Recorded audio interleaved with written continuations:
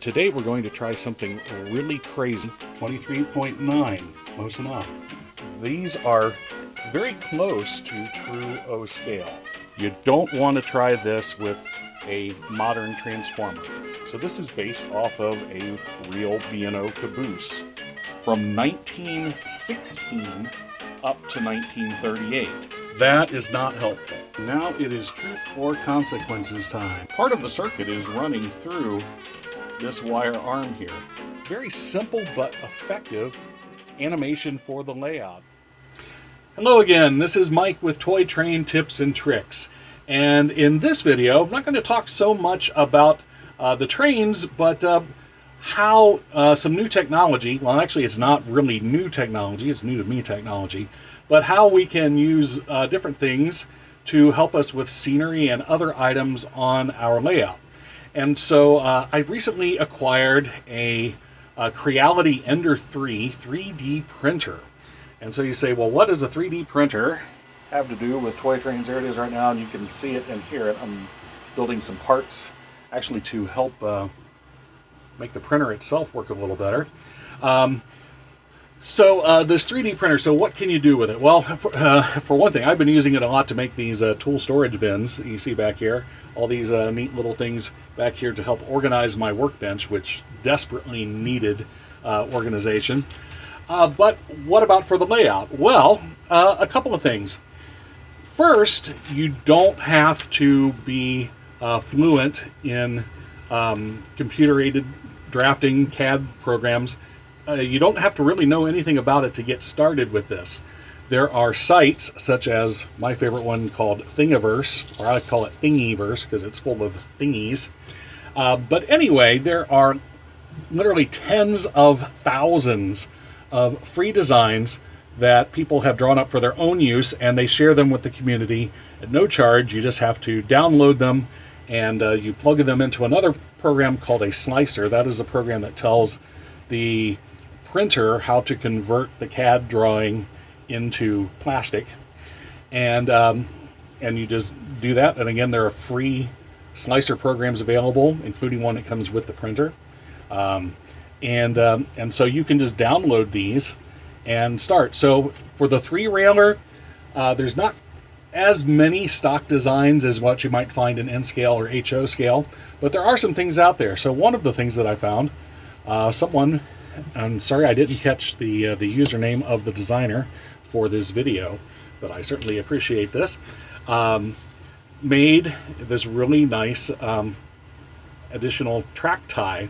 And I had run out of my wood ones that I had purchased on eBay. The guy, I guess, didn't have any more, wasn't selling them anymore, so I still needed some. So I thought I'd print this out. Now, in his description, he said this was for regular O-track, but I printed one out and tested it, and as you can see, with this piece of Marx track here, it works great for O27. It's got some, a little bit of wood grain on there, and some tie plates, kind of snap into place. Now, why did I use blue? I used blue because this was on sale. It was the cheapest plastic I could get, and I knew just starting off with this stuff, I was going to make lots of mistakes.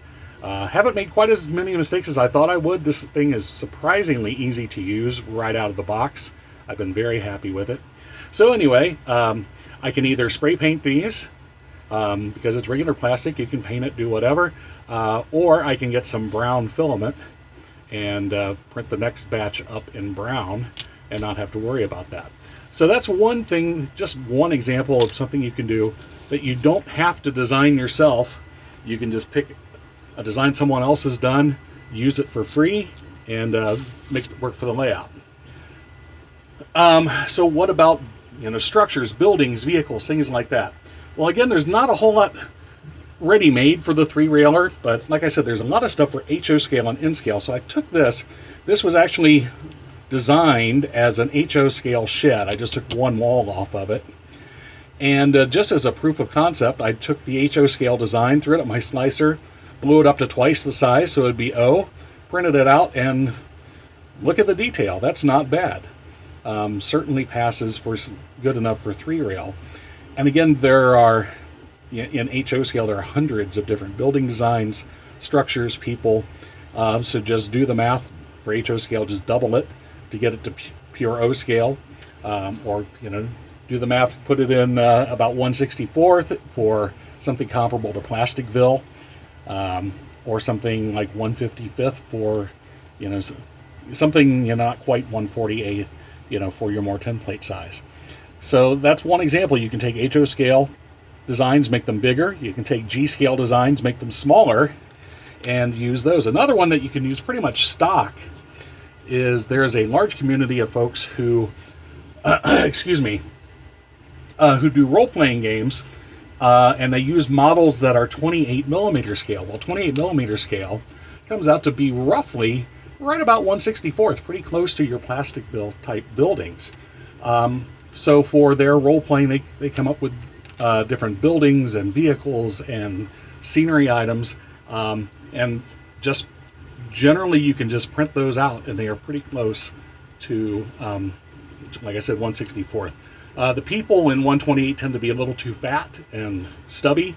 That's part of the role-playing game, so you probably don't want to use the people, but certainly you can use buildings and vehicles and scenery items and things like that.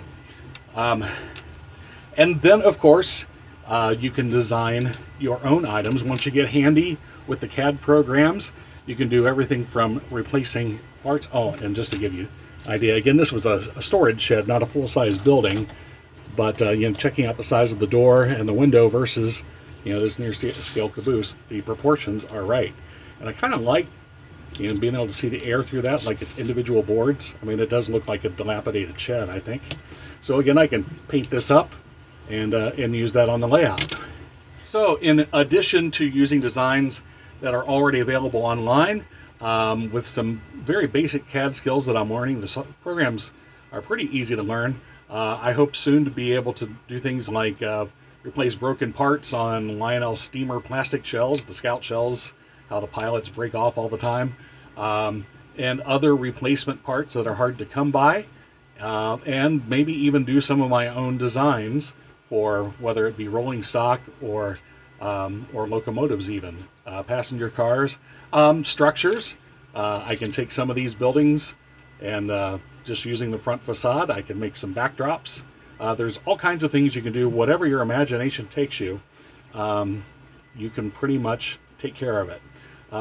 So there is a little bit of a learning curve with this. There are different types of plastics for your particular machine. It takes a while to learn some of the heat settings and things like that to get a good print out of it. But like I said, I bought some cheap filament to get me started, and I'm shocked at how quickly I've gotten to where I can make really good quality prints all the time. Even things like this, it's an interlocking chain. Printed this up, and so it's not as hard as I thought it would be. And these new Ender 3 printers retail for less than $200. So I think with the stuff that I'm making just for around the house, I will have that paid for probably in just a few months, with the cost of buying these off the shelf versus maybe 35-40 cents worth of plastic in printing it yourself. So there we go. It's another opportunity for modeling. We'll run across some more projects with this as we go along, but consider, if you haven't already, consider the world of 3D printing for your layout. If you don't have one yourself, maybe find a friend who has one. You can print out some stuff on Thingiverse to give it a try. Or there are maybe some in some areas, your local public library will sometimes let you print things off for a minimal fee. So look into it, see if it's something for you. But until then, and next time we'll get the trains running again. So until then, like it, share it, tell your friends, tell your neighbors, and come on back for our next video on toy train tips and tricks. And until then, keep the trains running.